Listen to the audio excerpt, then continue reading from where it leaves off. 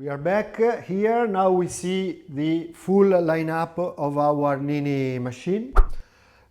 We have the version without PID with the two pressure gauge, one for the pump and one for the boiler. Okay, so it will tell you the pressure of the boiler that is around 1.2 bar and you cannot change it. And the pressure of the pump that is the gauge that go from 0 to 16 bar, and you can adjust the pressure with the screw. When you pull out the blind filter, you activate the brewing. By the screw, you regulate and you see the difference of the pressure. You see the setting of the extraction pressure. So this is the first technical, let's say, suggestion we can give you.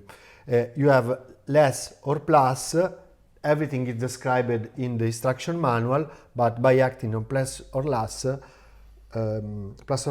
you can regulate the extraction pressure. Yeah, and exactly, and this you do one time and that's it. This you do one time and that's it, unless you like to play with the pressure according to the quality of coffee.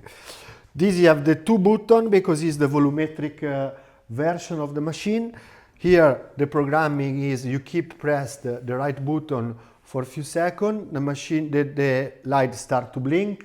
When they start to blink, you can program the two toes. So you push, when the dose is enough, you push again and you set the quantity of coffee. It's very important to set the dose of quantity of coffee with 10 for single dose or 20 grams for double dose already properly setted. Otherwise, if you change the grinding setting of the quantity of coffee into the filter holder, the quantity of your cup will be different. Okay, so remember, 10 grams for single dose, 20 grams for double dose, already setted, and after you keep it pressed and you regulate the volume of coffee that you have into the cup.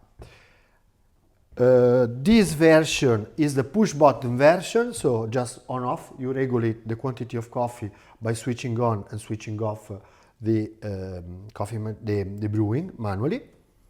Yes, and here we see a little bit modified brew unit. Exactly, you see the difference, the PID version, so only one gauge with only pump pressure, the small screen of the PID, and the group with the bolt that you can remove and install the flow control.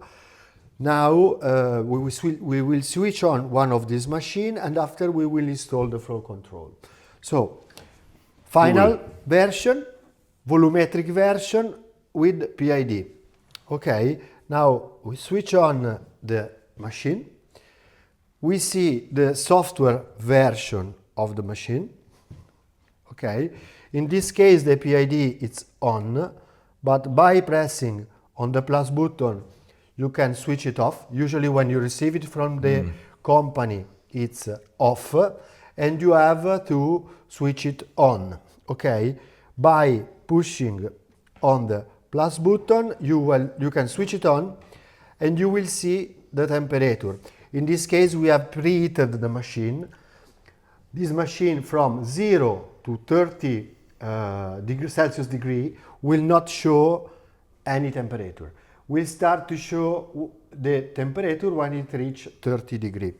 The other feature we have is by pressing the minus, you go in programming and you can increase or decrease the temperature, and when you have, let's say, set the temperature, you see this small dot. This small dot tell that the heating element is working and is heating up. Yeah. So as we have set almost 90 degrees, it's normally that the dot is on and the temperature is rising.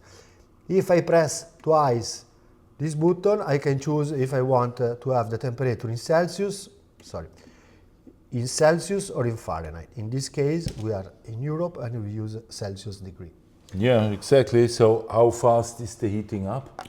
The heating up of the machine, let's say the boiler is heated in almost 8 minutes, and if you do a good flush after 10 minutes, the machine is ready to brew, because you have two heating elements inside the group that it's already off. Yeah. That Yeah, heat wow. up the group very fast.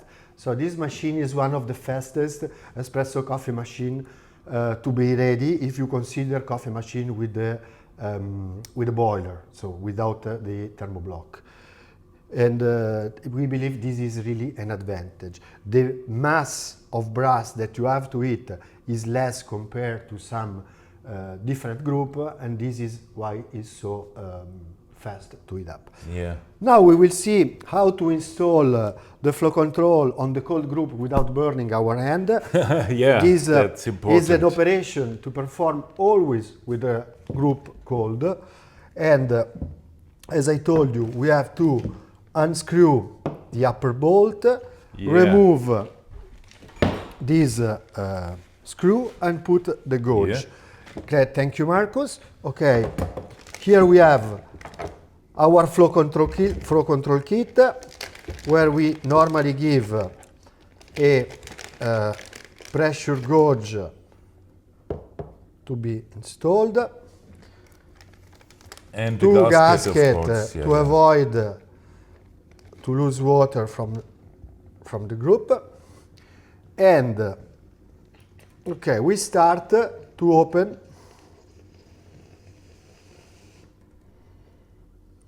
Very nice. Okay, after we remove the upper bolt that have also a gasket. It's very important to have those gaskets to avoid loss of water, because inside the group we have a pressure.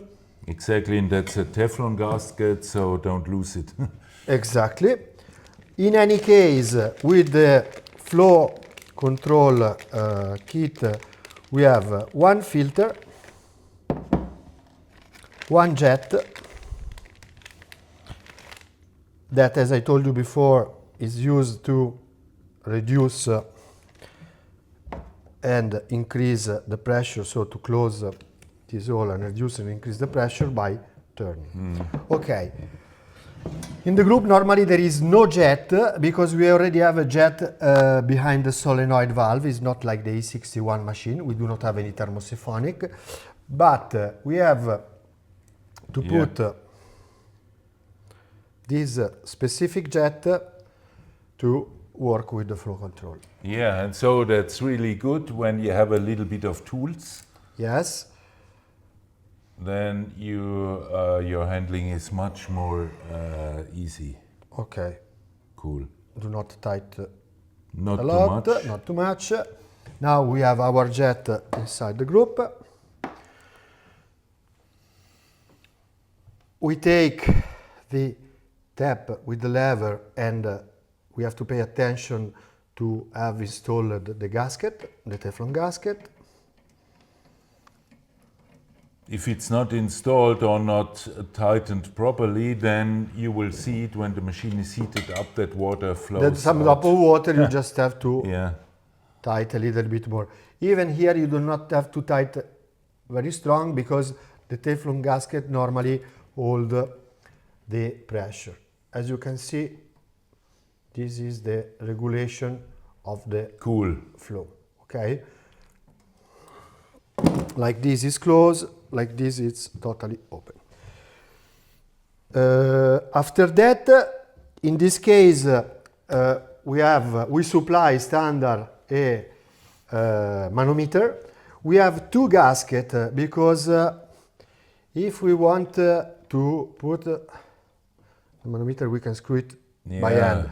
If you want to have the snake in the right position, with two gaskets, we have more, let's say, tolerance, because the two gaskets make more space, and you can screw it better and find the right position better. Super okay? nice. In this case, it's everything online. So this is how to install the flow control. It's very, very easy and simple. What you need, it's only the 7 millimeter tool to put the bolt inside the group, and the normal clamp to unscrew the big bolt. And we give the Allen key. It's included in our kit. You can use it for this screw, and you can use also to remove the side panel. It's the same screw set. Super. Okay, I forgot to put the filter. Yeah, so now I just wanted to ask, but this is no problem As I told you, it's very easy. yeah, and now we see what is missing, the missing piece, of course, and what happens if you forget it. Just Yeah, put the filter okay. over the jet. Okay, now where is screw? So my mistake was easily corrected in few seconds. Super. So you see, all no problem. There is no big risk for damage, so Yeah, the important thing is keep the machine cold. Otherwise, you burn your hand and the work yeah. is not. He is already super hot, my goodness, wow. Here it's already super hot, 91 Celsius degree. The dot is blinking. It means you reach the set point. The blinking is the heating element switching on and off to keep the temperature accuracy that you have presetted. Okay, now our machine is ready, but we will make a demonstration with a very interesting tools now. That is a digital pressure sensor that we can connect to any device. You can connect to Apple device, Android device. There is a free app to download from internet. Super cool. So I think now setting is done. We will start with the new pressure sensor, showing you how to, let's say, create your extraction graphic with the digital pressure sensor. Very nice. Okay, a dopo, Luca. Yeah, super cool.